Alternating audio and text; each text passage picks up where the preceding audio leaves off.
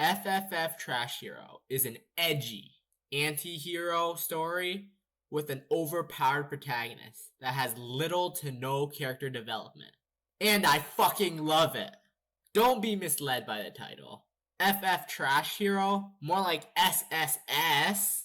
This manhwa is great. Pure gold.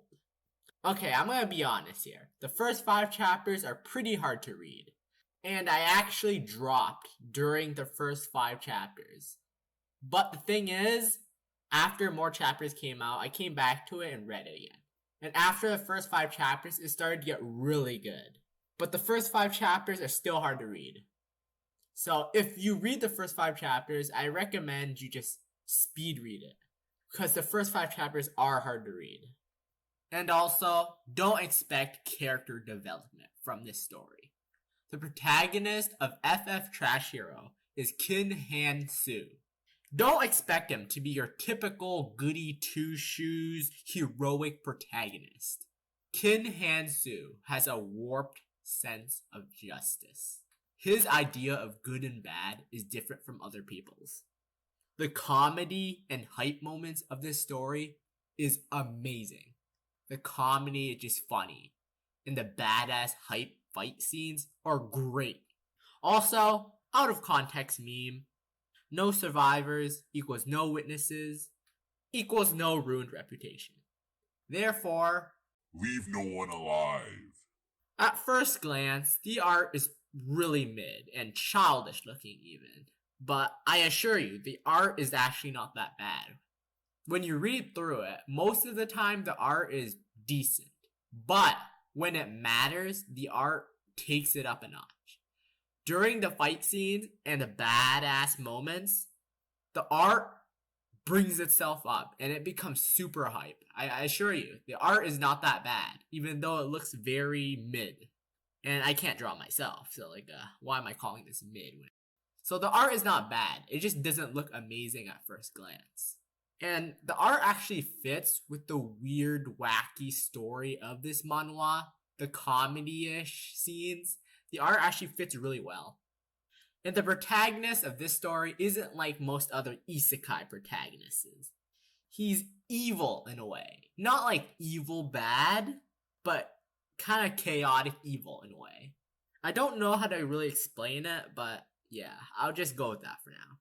So basically the story and plot of this is that the protagonist is summoned by the king of a fantasy world to kill the demon lord.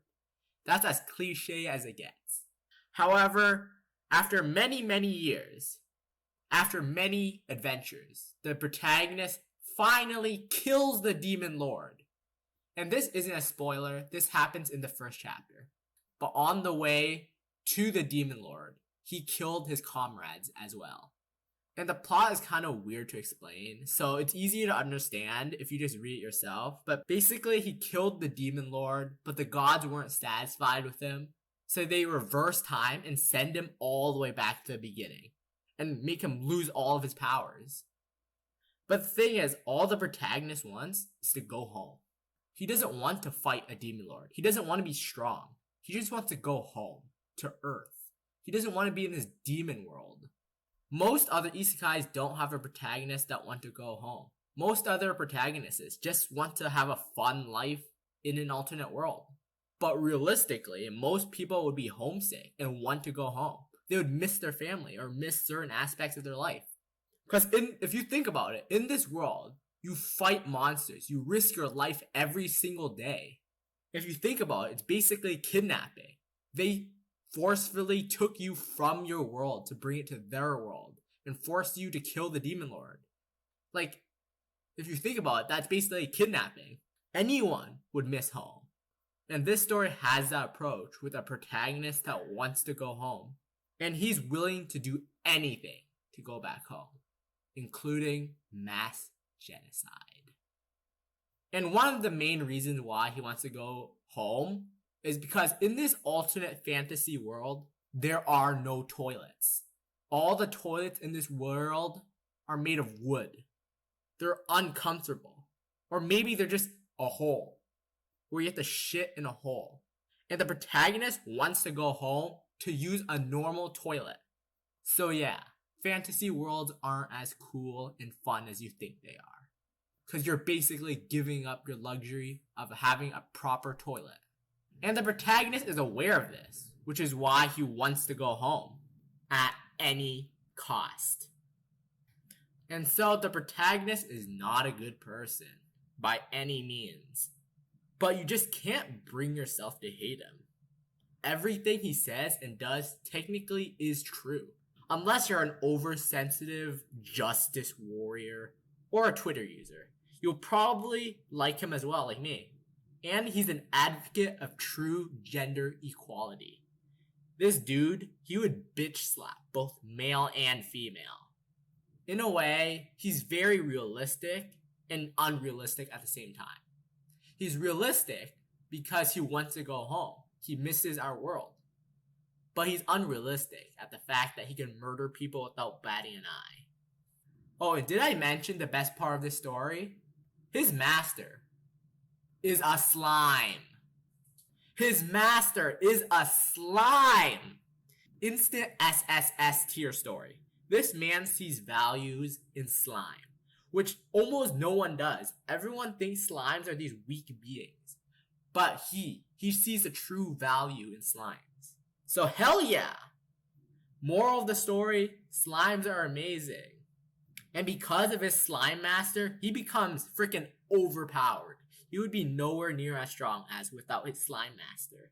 So anyways, this is a great story. Overall, I rate it an 8 out of 10. And I recommend it unless you're a wussy simp who likes naive goody two-shoes protagonist with a harem of girls.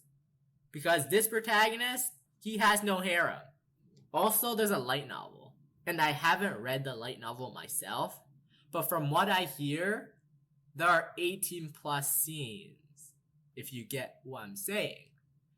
But I haven't read it myself, so I really don't know. But the manhwa does not have any, because I already read the manhwa, not the light novel though. So based on that information, you choose which one you want to read, okay?